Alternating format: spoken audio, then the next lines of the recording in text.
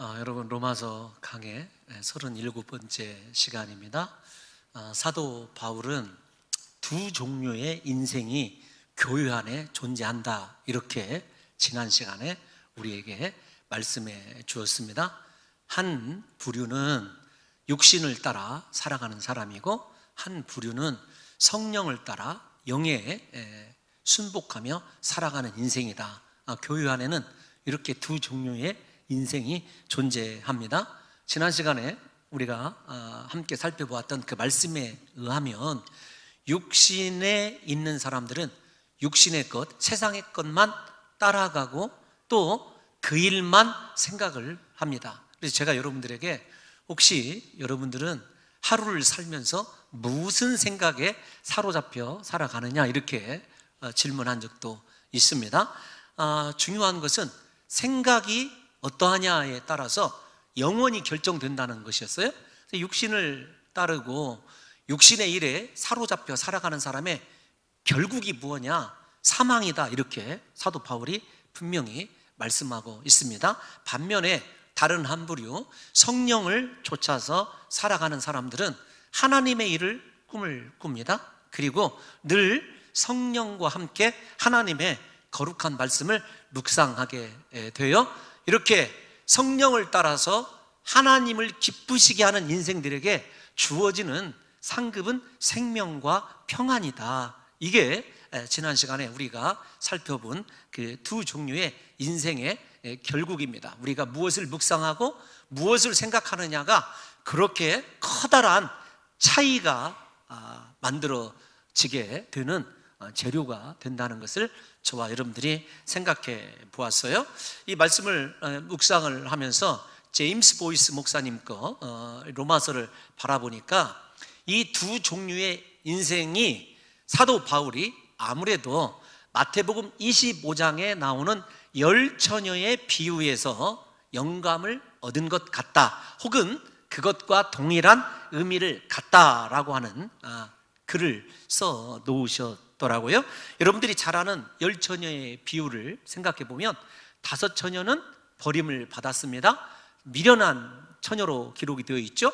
또 다른 다섯 처녀는 혼인잔치에 들어가서 신랑과 함께 행복한 시간을 보내게 됩니다. 혼인잔치 안으로 들어갔다라고 하는 것을 구원의 의미로 그렇게 모든 목사님들이 연관지어서 설명하는 것을 보게 되면, 예수 그리스도의 신랑 되신 예수 그리스도와 혼인잔치를 할 수 있는 것, 우리가 구원으로 이해해도 무방한 듯 싶습니다. 그런데 이 미련한 다섯 처녀와 또 지혜로운 다섯 처녀의 차이점이 여러분 무엇인지 잘 알고 계십니까? 둘 다 여러분 이 처녀, 지혜롭든지 미련하든지 공통점이 있어요. 어떤 공통점이 있냐면 여러 가지로 정리를 해놨다라고요. 다 지혜롭든지 미련하든지 그 혼인잔치에 초대를 받았다는 거예요.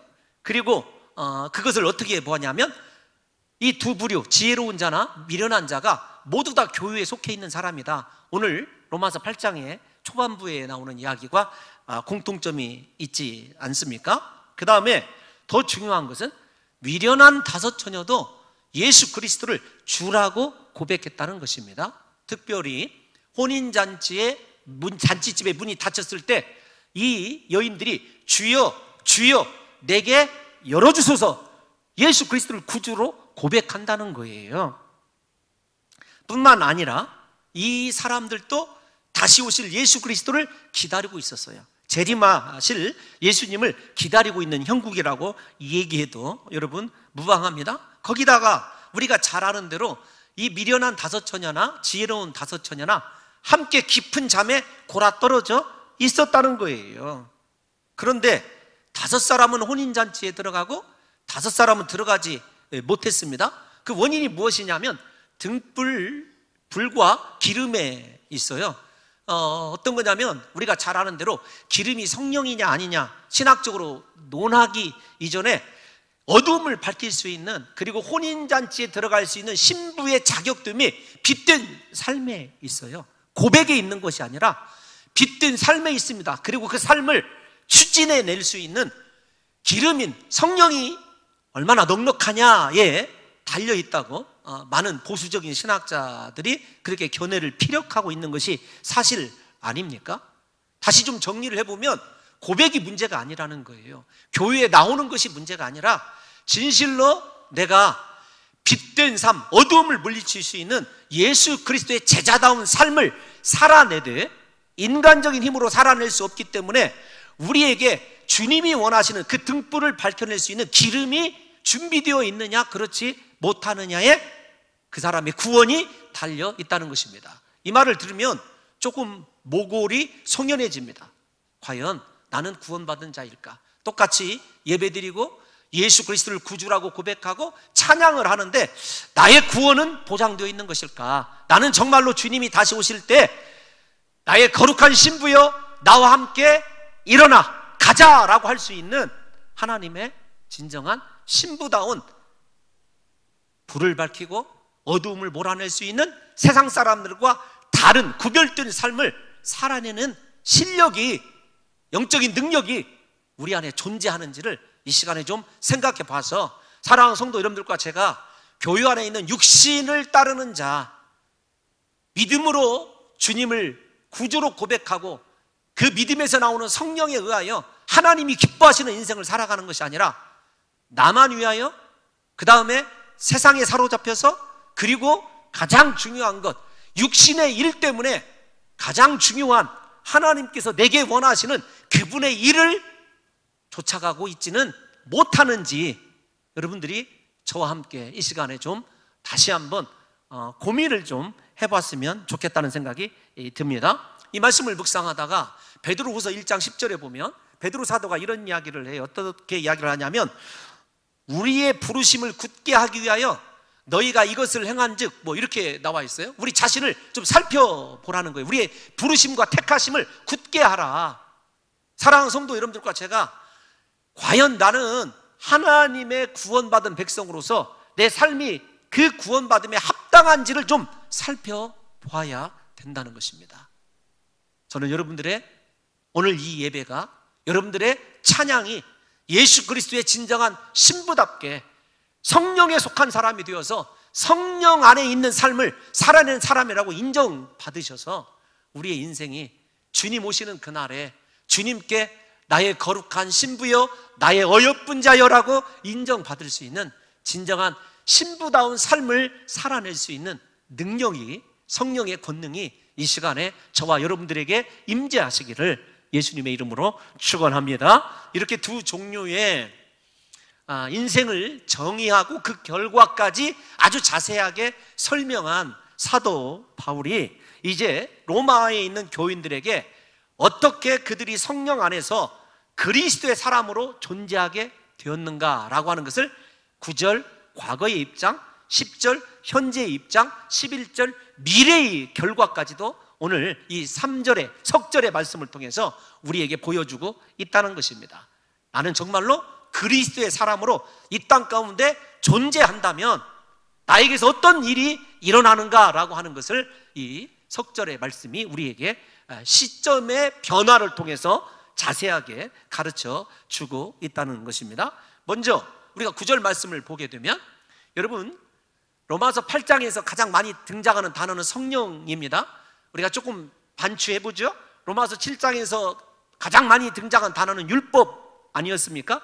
물론 로마서 7장에 성령이 한 차례 등장하기는 합니다. 그런데 로마서 8장은 성령이라고 하는 단어가 약 20회 등장을 하게 됩니다. 프뉴마 혹은 프뉴마틱이라고 하는 단어가 이렇게 등장을 하게 되는데 여러분 이 성령이 등장하는 이 장에서 의도적이라고 이렇게 말씀을 드리고 싶어요. 조금 어려운 설명일지 모르겠지만 우리가 사도 바울이 성령에 관한 단어를 여러 차례 바꾸어서 사용하는 것을 눈치를 채셔야 됩니다. 어떤 거냐면 8장 2절에서 성령을 사도 바울이 뭐라고 얘기했냐면 생명의 성령의 법이다 이렇게 얘기를 해요. 생명의 성령의 법이라고 하는 것은 우리의 관점에서는 잘 이해가 가지 않지만 구약을 특별히 창세기를 공부한 사람들은 생명의 주가 생명의 태동이 성령에 의한 것임을 우리가 알 수 있어요. 일단 뭐 여러분 조금 이따가 간략하게 정리해 드릴게요. 삼위일체론을 지금 하자는 이야기가 아니니까 일단 성령은 하나님의 생명과, 특별히 창조할 때 생명과 관련이 있어요. 하나님께서 창조하셨던 모든 만물을 생명의 성령께서 품으시게 될 때 진정한 하나님의 기쁨이 되는 창조물로 거듭나게 되었어요. 그거 조금 이따 정리해 드릴게요. 그런데 오늘 구절을 보게 되면 이 성령을 하나님의 영이다, 그 다음에 두 번째로 무엇이라고 이야기하죠? 그리스도의 영이다, 이렇게 이야기를 해요. 그러니까 성령 하나님께서 하나님에게서도 나오고 성자이신 예수 그리스도에게서도 나온다라고 하는 것을 우리에게 충분히 얘기해 주려고 하는 것 같아요. 그리고 신학자들이 분명히 사도 바울이 삼위 하나님의 주관적인 창조뿐만 아니라 인생을 어떻게 그분의 영광을 회복시키는 존재들로 변화시켜 가는가를 이야기하기 위해서 삼위 하나님의 역할을 이야기한다, 이렇게 주장을 하고 있더라고요. 근데 저는 그 주장에 좀 동의할 수 없어서 여러분들에게 딱딱하지만 교리적인 것을 조금 얘기하고 싶어요. 어떤 거냐면 성령을 생명의 법이다, 그리스도의 영이다, 하나님의 영이다 라고 강조하는 것은 단순합니다. 삼위일체 교리를 주장하기 위해서가 아니라 너 성령 받지 않으면 하나님과도 상관이 없는 사람이고, 왜냐하면 유대인들 하나님을 우리가 유대인들에 대해서 5장에서 6장까지 살펴봤지 않습니까? 유대인 너희들 소용이 없다라는 거죠. 반대로 예수 그리스도를 믿고 있는 지금 설령 구약에 대해서, 하나님에 대해서 물론 빈약하게 안다 이런 표현이 적절하지 않을 줄을 모르지만 잘 알지 못하고 있는 그들에게 우리는 그리스도에게 속한 사람이다. 특별히 대표적으로 로마 교회가 아니더라도 고린도 교회를 보게 되면 나는 그리스도파 이런 말들 나오지 않습니까? 좌우지간 좋다, 네가 그리스도파라고 하자, 그리스도의 사람이라고 하자. 그런데 중요한 것은 그리스도의 영이신 성령이 없으면 네가 그리스도께 속한 자가 아니다라는 거예요. 무슨 말이냐면 버무려서 정리를 해보면 성령이 없으면 너 하나님과 상관이 없어. 성령이 없으면 너 예수 그리스도와 상관이 없다라고 하는 것을 사도 바울이 강조하는 것 같아요. 그러함에도 불구하고 제가 여러분들에게 창조와 관련되어서 삼위일체가 창조뿐만 아니라 우리 인생을 어떻게 회복시키는지를 사도 바울이 얘기하고 있다라고 하는 그 주장을 아주 뒤로 할 수는 없어서 이렇게 설명을 해드리고 싶어요. 여러분, 성령이 앞에서 제가 생명의 법일 때 하나님께서 창조하신 모든 만물들을 품에 안으셨을 때 생명이 됐다, 살아나게 됐다, 이렇게 생명이라고 하는 성령이 쓰이게 될 때 사람들이 생각을 해요. 그 창조의 가장 큰 절정이 어떤 거냐라고 한다면 사람의 창조죠. 사람을 창조하실 때 하나님께서 사람을 만드셨습니다. 만드시고 그에게 성령을 하나님께서 그의 이 기운을, 바람을 집어넣으시죠. 그 히브리어로 성령을 루하으라고 하는데 그냥 숨을 불어넣은 것이 아닙니다. 루하으라고 하는 하나님의 영을 불어넣으셨어요. 그래서 사람이 생영이 되어 있는 거죠. 살아있는 성령과 동일한 존재가 되어 있는 거예요. 범죄하기 이전에. 도대체 저 양반이 지금 무슨 얘기를 하려고 하는지, 여러분, 성령이 얼마나 중요한지를 얘기하려는 거예요. 예수 그리스도께서 십자가를 지시고 죽기 전에 요한복음에 의하면 제자들에게 하신 일이 무엇인 줄 아십니까? 제자들에게 그의 숨을 내쉬어 주셨어요. 요한복음 20장 22절. 하나님께서, 성부 하나님께서 창조하실 때 그분의 성령을 인생에게 불어넣으셔서 생명이 되게 하셨고, 요한복음 20장 22절을 좀 띄워놔 주십시오. 보시게 되면 시작. 이 말씀을 하시고 그들을 향하사 숨을 내쉬며 이르시되 성령을 받으라, 이렇게 얘기하고 있어요. 그러니까 구약의 아담의 창조와 제자들의 재창조, 죄악을 물리치고 진정한 거듭난 인생을 논할 때, 제자다운 삶을 논할 때 주님께서 그분의 숨을 내쉬면서, 숨 자체가 내신 숨이 무엇이냐면 성령이었어요. 구약에서는 루하의고 신약에서는 푸뉴마, 성령이었습니다. 여러분 생각해 보세요. 사람의 창조나 재창조나 그 다음에 사람의 창조나 우리가 그리스도의 제자로 새롭게 거듭나는 거나 무엇과 결정적으로 연관이 있다는 거죠? 성령과, 하나님의 숨이신 성령과 관련이 있어요. 그래서 사랑하는 성도 여러분들과 제가 예수 믿었습니다, 나는 하나님의 창조물일 뿐만 아니라 그리스도 예수의 형상으로 회복되어야 될 그리스도의 제자입니다, 인생의 힘으로 되는 것이 아니라 우리 안에 임재하시는 성령으로만 된다라고 하는 것이 사도 바울의 지금 강조점인 것 같아요, 제가 볼 때. 그래서 이 본문을 삼위일체론적으로 지나치게 해석해 가면 나름대로의 장벽에 부딪히게 되어 있어요. 우리 사랑하는 성도 여러분들과 제가 이런 관점에서 내게는 성령이 거하시는가? 나는 성령을 숨쉬며 살아가는 자인가? 그래서 정말로 그리스도의 제자, 그리스도의 신부다운 삶을 성령의 역동성 때문에 살아내고 있는지를 저와 여러분들이 생각해 봐야 한다는 것입니다. 여러분, 사도 바울이 단언합니다. 9절 말씀을 띄워놔 주시면, 성령에 있는 사람은 육신에 있지 아니한다. 여러분, 이 말씀을 우리에게 주고 있죠. 우리가 잘 아는 대로 저 말씀은 지난 시간에도 말씀을 드렸어요. 성령을 쫓아 살아가는 사람은 절대로 육신에 매여서 살아가지 않습니다. 저와 여러분들이 내게 지금 성령이 거하시는지 아니하시는지를 단번에 알 수가 있어요.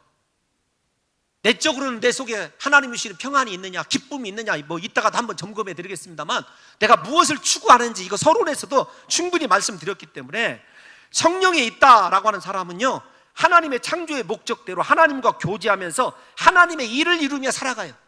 성령이 있게 되었을 때 하나님께서 아담에게 찾아와 주시고 그에게 놀라운 일들을 말씀하시고 교제하셨던 그 삶이 오늘날에도 충분히 회복이 가능하며, 그 사람은 오직 하나님 기뻐하시는 일들만 추구할 수 있는 거예요. 그런데 여러분, 우리가 성령 안에 있다라고 하는 말을 생각할 때, 죄송합니다, 9절 말씀 다시 한번 띄워놔 주십시오. 성령, 만일 너희 속에 하나님의 영이 거하시면 너희가 육신에 있지 않다, 이 말이 중요합니다.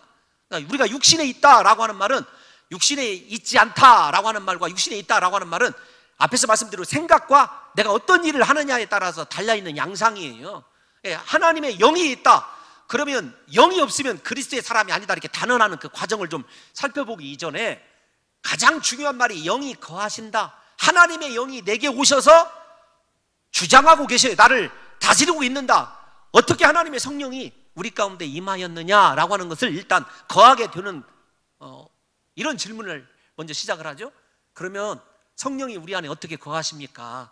그래서 내가 육신에 있지 아니하고 영에 속한 삶을 살아갈 수 있습니까? 라고 물어보신다면 그 믿음은, 죄송합니다, 단순합니다. 그 대답은 믿음이에요. 성령이 우리 안에 거하신다라는 말은 예수 그리스도를 구주로 믿는 것이 전제된 것을 이야기하고 있어요. 그러니까 오직 의인은 믿음으로 말미암아 살리라, 로마서 1장부터 시작해서 믿음이 우리를 의롭게 하고 예수 그리스도를 믿음을 통해서 우리가 죄에서 사망에서 벗어난 것을 이야기하니까 그 믿음을 잘 생각하셔야 됩니다. 예수 믿음의 궁극적인 표지가 무엇이냐면 성령이 거하시는 거예요. 여러분, 예수 믿음에 대해서는 여러 차례 말씀을 드렸지 않습니까? 예수를 믿는다고 하는 것은 추상적인 개념이 아니라 내 자신을 예수님 안으로 던져 넣어서 내게서 죄악된 육신의 옛 자아는 드러나지 아니하고 예수 그리스도의 십자가 은혜만 드러나게 하는 것, 그것이 믿음이에요. 그러니까 진짜 믿음은 삶을 예수님 닮게끔 변화시킨 것을 이야기합니다. 우리에게 예수 믿는다는 것은 그래서 입술의 고백이나 허공에 떠있는 추상적인 개념이 아니에요. 내 삶이 그리스도화 되어가고 있는가, 그게 믿음의 의미이거든요. 일단 믿음의 정의는 뭐 충분히 이해하시라고 믿고 있고, 예수님께서 믿음과 성령을 얘기하는 거예요. 성령이 어떻게 우리 안에 거하시느냐, 예수 믿어야 된다는 것을 제가 얘기하는 겁니다. 예수님께서 제자들에게 요한복음 7장 38절에서 39절에 이렇게 얘기를 했어요. 우리 함께 살펴봅시다. 시작. 자, 나를 믿는 자는 집중하셔야 돼요. 시작. 나를 믿는 자는 어떤 일이 일어나죠? 성경의 이름과 같이 그 배에서 생수의 강이 흘러나오리라 하시니, 39절이요. 시작. 이는, 아멘. 예수 믿는 자들이 성령을 받게 되어 있어요. 그러니까 목사님, 어떻게 내가 성령에 거할 수 있습니까? 예수 믿으면 돼요. 그리고 그 믿음이 진짜라고 한다면 우리가 모순 같지만 성령의 능력으로 예수 닮은 삶을 살아내게 되어 있어요. 뿐만 아닙니다. 사도 바울조차 에베소 교인들에게 믿음이 얼마나 중요한지, 믿음과 성령의 관계를 에베소서 1장 3절에서 이렇게 얘기하고 있어요. 다 같이 읽어봅시다. 시작. 그 안에서 너희도 진리의 말씀, 곧 너희의 구원의 복음을 듣고 그 안에서 또한 약속의 성령으로 인치심을 받았다. 중요한 거예요. 그러면 두 가지를 한꺼번에 손을 대봅시다. 목사님, 예수 믿음은 어디에서 생기는 거예요? 믿어야 성령을 받는다는데, 믿음은요, 나중에 로마서 10장에 가서도 들음에서 나요. 믿음이 어디서 나냐면 하나님의 진리의 말씀, 구원의 복음을 듣는 자에게서 믿음이 생기는 거예요. 그러니까 제가 새가족 공부 시간에 이렇게 얘기하거든요. 성경 지식을 몰라도 괜찮아요. 말씀을 들으면은요, 그 말씀이 딱딱하고 어렵든지 어쨌든지 하나님의 귀한 말씀으로 여겨지고 듣는 자들에게서는요, 자기도 모르게 믿음이 자라나게 되어 있어요. 여러분, 우리가 믿음을 얻게 되는 방법은 두 가지입니다. 하나님의 말씀을 들어야만 믿음이 자라나고, 두 번째로는 나는 믿음이 연약한 것 같다, 마가복음 9장에 나오는 대로 믿음을 구하십시오. 믿음을 달라고 기도하십시오. 하나님께서 우리 사랑하는 성도 여러분들에게 믿음을 주실 줄로 믿습니다. 그러면 그 믿는 자들에게는 무엇이 있다고요? 당연히 구원이 있어요. 믿음도 하나님이 주신 거지만 구원이 있어요. 그 다음에 구원의 표지로 우리 안에서 역사하시는 것이 무엇이냐면 성령입니다. 저는 이 3단계를 여러분들에게 오늘 좀 설명을 하려고 그래요. 우리가 믿음조차도 하나님이 은혜로 주신다라고 하는 것을 잘 아시죠? 이것도 확인해 봅시다. 에베소서 2장 8절에 시작. 너희는 그 은혜에 의하여 믿음으로 말미암아. 그러니까 우리가 구원을 믿음으로 받는데, 그 믿음은 어디에서 생기느냐? 말씀을 들으면서 생겨요. 그런데 그 믿음조차도 하나님이 은혜로 주시는 거예요, 우리에게. 그리고 하나님의 은혜의 선물인 이 믿음을 통해서 우리가 어떻게 됐어요? 구원을 받았어요. 구원을 받았지 않습니까? 그리고 구원을 받은 자에게 앞에서 우리가 읽어드린 본문의 말씀대로 성령의 역사가 우리 안에 거하게 되는 거예요. 그 결과 우리의 몸이 성령이 거하시는 거룩한 하나님의 전이 된 것이죠. 이 하나님의 거룩한 전이 되었다라고 하는 것, 성령이 우리 안에 계신다라고 하는 것을 사도 바울이 고린도서에서 해석한 것을 보게 되면, 여러분 조금 장황스럽지만 다시 정리를 해봅시다. 믿음, 하나님이 은혜로 주시는 거예요. 그런데 그 은혜로 믿음이 생기는 것, 말씀을 들을 때에, 말씀의 진리의 말씀과 복음을 들을 때 생겨요. 그것도 하나님의 역사입니다. 그 믿으면 구원이 있어요. 구원이 있는 자들에게는 성령이 역사를 해요. 그런데 여러분, 그 성령이 우리 안에 역사하는 것을 우리가 거룩한 성전이 되었다 이렇게 얘기합니다. 그러면 하나님의 거룩한 성전된 우리는 어떤 삶을 살아갈 수밖에 없냐면요, 자유해요. 세상과 육신과 그 다음에 내가 기뻐하는 예수 믿기 이전에 모든 것들로부터 자유하게 되어 있어요. 제가 그것을 설명하고 싶어서 고린도후서 3장 17절 한번 읽어볼까요? 시작. 주의 영이 계신 곳에는, 아멘, 주의 영이 계신 곳에서는 자유가 있다. 구원의 은혜 속에서 성령을 누리고 살아가는 사람에게 일어나는 가장 큰 변화는 무엇이냐면, 세상과 무엇보다도 내 자신에게 얽매이지 않아요. 자유가 있어요. 그런데 저 말씀을 읽어보면, 원어로 읽어보면 주는 영이시니 라고 하는 말 속에 원어가 하나 생략된 단어가 있어요. 어떤 거냐면 now라고 하는, 지금이라고 하는 단어가 생략되어 있어요. 그러니까 우리말 성경에 지금이라고 하는 단어가 생략되어 있어요. 그래서 주는 지금 영이시니, 주의 영이 계신 곳에는 자유가 있느니라. 지금이란 말을 왜 생략했는지는 모르지만 제가 생각할 때 지금이란 말이 아주 중요해요. 성령의 충만함, 구원의 능력과 믿음을 통해서 성령을 받은 것은요, 어제 일로 효력을 미치는 것이 아니에요. 언제나 지금이어야 돼요. 내가 지금 하나님의 영에 충만하게 될 때, 죄가 유혹을 해와오고 세상의 옛습관이 나를 얽매이고자 하여도 내가 그것으로부터 자유할 수 있는 거죠. 그래서 사도 바울이 에베소서 5장에서도 5장 18절에서도 왜 성령의 충만함을 받으라고 강조하는지를 사랑하는 성도 여러분들과 제가 잘 생각하셔야 됩니다. 성령이 계시는 사람은 육신을 따라갈 수가 없어요. 왜냐하면 육신에 의하여 얽매있던 모든 것들에서 풀려나서 자유함을 누리고 있기 때문에 그런 거죠. 그러므로 성령이 우리 안에 계실 때만 육신에 대하여 죽은 자가 되고 죄에 대하여 자유로운 자가 될 뿐만 아니라 그리스도의 사람으로서 하나님께 완전하게 속한 자이죠. 오늘 본문 9절을 다시 한번 띄워놔 주시기 바랍니다. 누구든지 그리스도의 영이 없으면 그리스도의 사람이 아니다. 그리스도의 것이 아니라는 거죠. 성령이 우리 안에 계셔야 돼요. 그 성령이 계시는 과정을 여러분들에게 지금까지 제가 약 10분에 걸쳐서 길게 설명드린 이유는 무엇이냐면, 내가 예수님의 것으로 인정받는 삶을 살아야 되지, 똑같이 신앙생활하고 헌금도 하고 전도도 하였는데 마지막 순간에 미련한 다섯 처녀나 마지막 순간에 너는 육신을 따르는 자라고 하는 여호와의 영이, 하나님의 영이, 예수님의 영이 계시지 않는 사람이라고 하는 평가를 받아서는 안 되기 때문에 강조한 것입니다. 제가 이 본문을 묵상하면서 하나님의 우리를 향한 은혜의 절정이 성령이라고 하는 것을 깨닫게 되었습니다.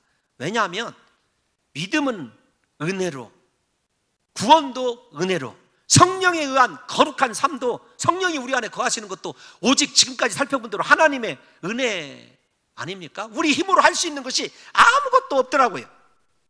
우리가 하나님의 은혜에 의해 그 어떤 것도 자랑할 수 없는 이유가 여기에 있어요. 그러므로 사랑하는 성도 여러분과 제가 이렇게 한 패러그래프를 좀 스킵을 할게요. 가장 중요한 것, 예수 믿고 성령에 의하여 육신에 속박당하지 아니하고 자유자로 하나님의 일을 마음껏 추구하고 하나님에 관한 생각을 할 수 있는 삶을 살아가는 것을 변화라고 얘기를 하는데, 거듭남이라고도 얘기를 해요. 제가 이 말씀을 마틴 로이드 존스 그 목사님의 글로 좀 대처를 해서 여러분들에게 읽어드리고 싶어요. 그 글에 보니까 이렇게 되어 있더라고요. 우리가 예수 믿고 그리스도인이 되었다, 진짜 성령에 의하여 성령이 거하시는 그리스도의 사람이 되었다라고 하는 것이 무엇이냐를 읽어드리고 싶어요.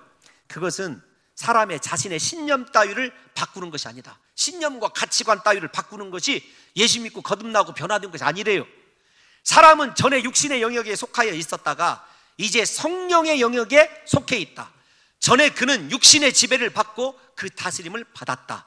그러나 이제 그는 성령이 다스리며 통제하시고 지배하시는 영역에 속해 있다. 예수 믿고 변화된 것, 육신에 의하여 완전히 지배받고 있었던 삶이 벗어나서 완전하게 벗어납니다. 성령의 다스림과 지배를 받고 있는 사람, 이 사람만이 그리스도의 사람이에요. 이거 심각한 것 아닙니까? 여러분 곰곰이 생각해 봐야 돼요. 나는 예수 믿는 사람인가? 나는 구원의 확신이 있는가? 그리고 그 구원이 성령이 거하심으로 말미암아 구원받았다라고 하는 것이 내 삶의 구원의 열매로, 성령의 열매로 변화되지 못하면 죄송하지만 그리스도의 사람이 아니라고 성경이 우리에게 얘기하고 있거든요. 제가 왜 서론에 미련한 다섯 처녀와 지혜로운 다섯 처녀를 여러분들에게 들려줬는지를 다시 상기해 봐야 되는 것입니다. 우리는요, 성령이 우리 안에 거하실 때만이 그리스도에게 속한 그리스도의 사람인 것입니다. 예를 들면 요한복음 3장에서 니고데모에게 예수님께서 사람이 물과 성령으로 거듭나지 아니하면 하나님 나라에 들어갈 수 없느니라, 저렇게 말씀하셨죠.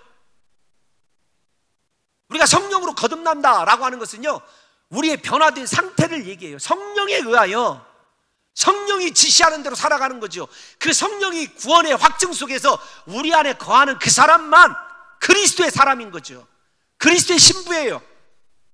이걸 생각한다면 저와 여러분들이 지금 조금 심각해져야 돼요. 나는 정말로 그리스도의 신부인가?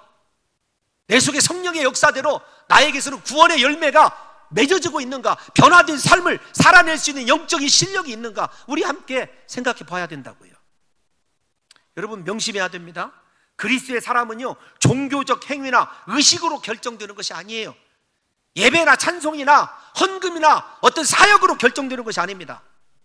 아무리 모든 예배 생활이나 교육 프로그램에 헌신한다고 할지라도 그 심령에 성령이 계시지 아니하면 구원의 열매, 변화받은 삶의 증거가 드러나지 않는다면 그리스도의 사람이라고 할 수 없는 거죠. 그러므로 사역보다 중요한 것이 진정한 믿음을 통한 성령 안에서의 변화예요.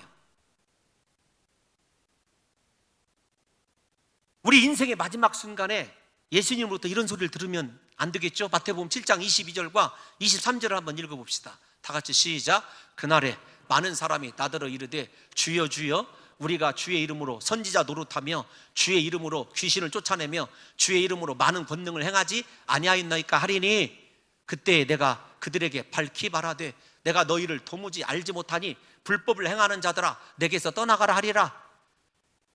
주여 주여 합니다. 귀신을 내어 쫓습니다. 22절 보십시오. 권능도 행합니다. 선지자 노릇도 합니다. 그런데 주님이 도무지 알지 못한다는 거예요. 왜요? 그 속에 진정한 믿음과 구원에 의한 성령의 내주하심 속에서 오는 그리스도의 사람이라고 하는 인침의 변화된 상태가 드러나지 않기 때문에 그런 것 아닙니까? 여러분, 우리가 착각해서는 안 됩니다. 주여 주여 부르면서 귀신을 내어 쫓을 수도 있어요. 여러분, 귀신을 내어 쫓고 귀신이 역사하는 거 얼마든지 방해할 수도 있습니다. 제가 여러분 이렇게 얘기하면은 여러분들에게 저를 좀 이상하게 생각하실지 모르겠지만, 저는 저와 동행한 우리 선교 우리 집사님들이 계셔요. 밖에도 계십니다. 중국에 가서 집회를 할 때면은요, 예수 이름으로 명하노니 더러운 귀신아 나갈지어다 한 번 외치면은요, 한 사람이 아닙니다. 수많은 사람들이 버금을 불고 막 쓰러지고, 우리 집사님들이 촬영해 온 게 있어요. 심양 같은 데 가서는 꼭 여러분들이 생각할 때 저 목사 뻥치네, 아이고, 이럴까봐 제가 얘기를 안 할 뿐이에요. 근데 정말 우리 교인 중에 보고 오신 분도 계셔요. 그런데 그것이 아무런 소용이 없다는 사실을 제가 깨닫고 깊은 회개를 했어요. 귀신을 내어쫓고 선지자 노릇하고 권능을 행하는 것이 중요한 것이 아니라, 너 목사답냐? 예수 믿는 사람답게 변화되어 있느냐? 육신의 감정, 자존심, 네가 살아가는 것들 다 포기하고 성령이 이끄시는 대로 순복하며 살아갈 수 있는 삶의 변화가 있느냐? 여러분, 그때부터 그런 것들이 아무것도 아니라는 사실을 깨닫게 됐습니다. 여러분, 성령의 내주하심은 고린도 교회에 보면 사도 바울이 막 얘기를 합니다. 고린도 교인들에게 뭐라고 얘기하냐면, 어떤 이에게는 성령으로 말미암아 지혜의 말씀을, 어떤 이에게는 같은 성령을 따라 지식의 말씀을 등등등, 성령을 따라 일어나는 신비한 역사와 은사가 없는 것이 아니에요. 있어요. 그런데 그거보다 중요한 것이 무엇이냐? 예수님 닮은 삶, 변화된 삶, 성령이 완전히 장악해서 성령이 주는 감동이라고 한다면, 성령이 나에게 깨닫게 하는 말씀이라고 한다면, 그 말씀 붙잡고 거꾸러져서 철저히 회개하고, 하나님 나를 긍휼히 여겨 주옵소서. 내가 예수 믿는 자인데 내 삶이 아직도 이거밖에 안 됩니다. 통회하고 가슴을 찢는 마음이 있어서 날마다 그리스도 일을 묵상하지 못하는 내 자신 때문에 하나님 앞에 또다시 가슴을 두드리는 진정한 회개와 변화된 삶이 일어나는 것이 성령이 우리에게 오는 가장 그리스도의 사람이라고 인쳐주는 은혜라는 사실을 저와 여러분들이 인정하셔야 됩니다. 여러분, 다시 말씀을 드리지만, 우리 안에 계신 성령님은 우리가 더 큰 하나님의 은혜의 신비함을 경험하도록도 하고 특별한 사명도 주셔요. 그러나 그 사명이, 다시 말씀을 드립니다, 예수 그리스도의 사람이 아니어서도 귀신을 내어쫓을 수 있습니다. 예수 그리스도의 사람이 아닌데, 성령이 거하지 않는데 가장 저주가 무엇인 줄 아십니까? 달란트가 풍성한 거예요. 더 큰 은혜를 누리는 것이 저주 중에 저주입니다. 성령이 거하지 않아서 그리스도께서 나는 도무지 너를 알지 못한다 할 때, 교회에서 사역할 때 우리가 두려워해야 될 것이 그런 거예요. 너 정말로 성령 받고 변화된 삶과 그리스도 하나님의 자녀라고 하는 확신 속에서 모든 이들을 섬기고, 그 속에서 달란트가 빛이 나고, 그 속에서 모든 사람들에게 유익을 주고 소망을 주는 그분의 섬김이 빛난다고 한다면 얼마나 귀하겠느냐고요. 그런데 그리스도가 거하지 않는 사람에게서 큰 달란트가 나타나고 능력이 나타나는 것이 저주 중에 저주라니까요. 여러분, 우리 다시 돌아와야 됩니다. 기본 스텝으로 돌아와야 돼요. 어떤 것으로 돌아와야 되냐면, 사랑하는 성도 여러분들과 제가 진짜 예수 믿는 사람인가, 내 안에 성령이 거하시는가, 나는 성령이 다스려서 육신의 일들을 버리고 하나님의 일을 추구하고 하나님이 말씀하시는 대로 쫓아갈 수 있는가, 여러분, 그거 오늘 확실하게 사랑하는 성도 여러분들과 제가 다시 한번 되새기고 또 돌아봐야 됩니다.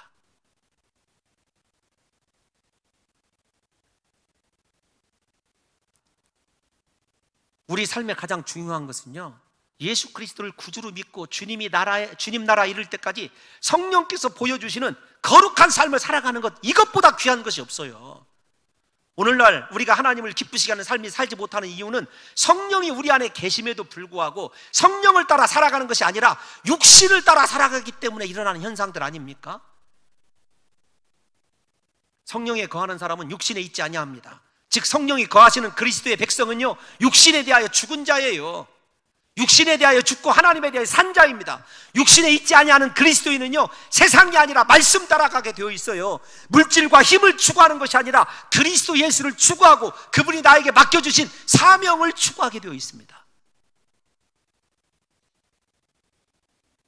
뿐만 아니라 우리의 육신을 부정하고 우리 안에 계신 성령을 쫓아서 살아가는 법을 체득하게 될 때 비로소 이 땅 가운데서 하나님의 나라를 맛보며 살아가는 진정한 그리스도인으로 우리가 존재하게 된다는 것입니다. 우리 안에 예수님의 생명과 평안이 가득하게 하는 것, 그로 말미암아 진정한 행복이 넘치는 것, 성령을 따라가는 자들에게 주어지는 가장 귀한 은혜 아닙니까? 뭘 해도 기쁨이 있고 평안이 있는지를 좀 생각해 보시라고요. 사역을 감당함에 있어서 평안과 기쁨이 없다고 한다면 그 사람 성령 안에 서 있는 사람이 아니에요. 그래서 사도 바울이 하나님의 나라가 무엇인지를 이렇게 설명하고 있어요.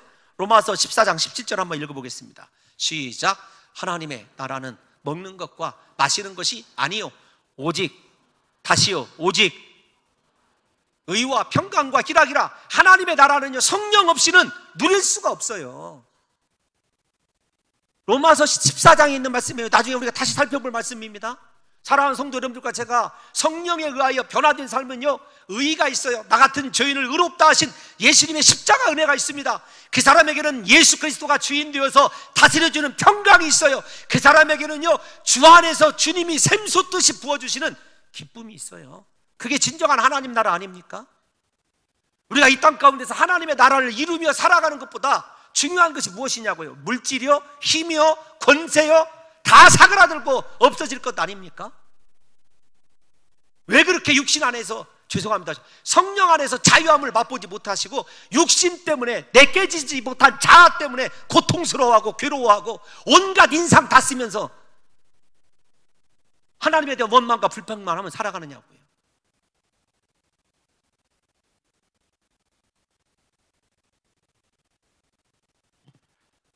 성령이 거하는 자의 변화된 삶에 대해서 약 2분 정도만 더 말씀드릴게요. 사도 바울이 10절에서 이렇게 얘기를 합니다. 10절에서 뭐라고 얘기하죠? 가장 중요한 변화인데, 시작. 그리스도께서 너희 안에 계시면 몸은 죄로 말미암아 죽은 것이나 영은 의로 말미암아 살아있는 것이니라. 몸이 무엇이냐를 여러분 논하기 전에 육신에 속한 것 다 죽어가게 되어 있어요. 우리 육체도 죽어가지 않습니까? 그런데 우리의 영은 그분의 십자가 은혜 때문에 살아있어요. 살아. 여러분, 오늘 곰곰이 생각해 봐야 돼요. 영이 살아있는 사람은 성령의 일을 추구하고 성령의 감동대로 살아갑니다. 육이 살아있는 사람은 영이 살아있을 수가 없죠. 여러분들이 무엇에 민감한지를 생각해 보세요. 하나님이 주시는 말씀과 생각에 민감한지, 세상 일에 민감한지를 좀 생각해 보라고요. 그런데 보십시오. 몸은 죽은 거다. 그런데 영은 의로 말미암아 살아있는 거다. 이렇게 말씀하셔요. 현재예요. 현재 문제예요. 11절 한번 읽어볼게요. 11절 시작. 예수를 죽은 자 가운데서 살리신 이의 영이 너희 안에 거하시면 그리스도 예수를 죽은 자 가운데 살리신 이가 너희 안에 거하시는 그의 영으로 말미암아, 그의 영으로 말미암아, 그의 영으로 말미암아. 여러분 뭐라고요? 10절에서 몸은 죽어갔어요. 죽었어요. 그런데 제가 이 말씀을 묵상하다가 정말 귀한 은혜를 깨달았어요. 우리가 로마서 마지막 8장 39절이 어떻게 끝나죠? 높음이나 기쁨이나 땅에 있는 어떤 피조물이라도, 아니 죄송합니다, 제가 잘못 외우고 있어요. 하여튼 높음이나 기쁨이나 다른 어떤 피조물이라도 우리 주 그리스도 예수 안에 있는 하나님의 사랑에서 끊을 수 없으리라. 저는 그 부분만 생각했었는데 하나님의 사랑이 어떤 거냐라고 하는 것의 출발점이 11절이라는 것을 제가 깨닫게 됐어요. 왜 그러냐면 11절 보십시오. 성령이 있으면 10절에서 죽어간다, 육체가 죽어간다. 예를 들면 육체가 우리의 어떤 육신의 문제이든지 우리가 포기한, 예수 믿기 위하여 포기한 육신의 것들이든지 다 죽어갔다고 합시다. 그런데 우리를 사랑하시는 하나님께서 우리 안에 주신 성령으로 말미암아 우리가 포기했던 것들, 우리가 내려놨던 것들, 죽어야 된다고 생각했던 육체까지도 다시 부활하신 예수 그리스도의 능력으로 살려주신대요. 여러분, 이것이 우리를 향한 하나님의 은혜가 아니고 사랑이 아니냐고. 그래서 제가 중간에 여러분들 이렇게 말씀드렸습니다. 우리를 향한 하나님의 은혜의 절정은 성령의 임재 사건이다. 예수 믿으시면서 지금까지 실패하고 포기했다고, 하나님 사랑하기 위해서 내 자신 철저하게 망가지고 자존심 상하고 아무것도 남은 거 없다고 여러분 좌절하지 마십시오. 예수 그리스도를 죽은 자 가운데서 살리신 하나님의 영이 사랑하는 성도 여러분들과 저의 육신까지도 살려주시는, 살게 하시는 부활의 능력을 임재케 하시는 놀라운 은총을 주실 줄로 믿습니다. 이것이 우리를 향한 하나님의 사랑이에요. 우리가 왜 성령 받아야 되는지, 왜 성령에 거하여서 그리스도의 사람으로 살아야 되는지, 육신을 따르지 않아도, 육신의 일 때문에 목매고 살아가지 않아도 영이 살아서 의를 추구하다 보면 하나님이 내가 포기한, 내가 죽었다고 생각한 그것마저도 살려주시는 그분의 사랑을 우리가 경험하게 되고 그분의 사랑에 매여서 살아가게 될 줄로 믿습니다. 부디 오늘 이 자리에 계신 사랑하는 성도 여러분들과 제가 성령이 거하시는 그리스도의 사람이라고 인정받으시는 역사가 있으시기를 예수님의 이름으로 축원합니다.